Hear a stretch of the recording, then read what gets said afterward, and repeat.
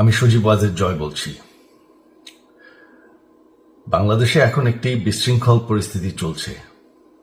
সারা দেশে আমাদের ভাঙচুর হচ্ছে, লুটপাট হচ্ছে, আমাদের শহরের বাইরে আমাদের নেতাকর্মী, আমাদের আওয়ামী লীগের নেতাকর্মীদের উপর হামলা চলছে, অনেকে হত্যা করা হয়েছে। এই পরিস্থিতিতে আমি বলতে চাই, আওয়ামী লীগ হচ্ছে বাংলাদেশের সবথেকে পুরাতন গণতান্ত্রিক এবং সবথেকে বড় দল। আওয়ামী লীগ কিন্তু মরে যায়নি। আওয়ামী লীগ এই দেশকে, বাংলাদেশকে স্বাধীন করেছে। আওয়ামী লীগকে শেষ করা সম্ভব না। আমরা বলেছিলাম যে আমার পরিবার আর রাজনীতি করবে না, তবে আমাদের নেতাকর্মীর উপর যেভাবে হামলা হচ্ছে, এই পরিস্থিতিতে আমরা হাল ছেড়ে দিতে পারি না।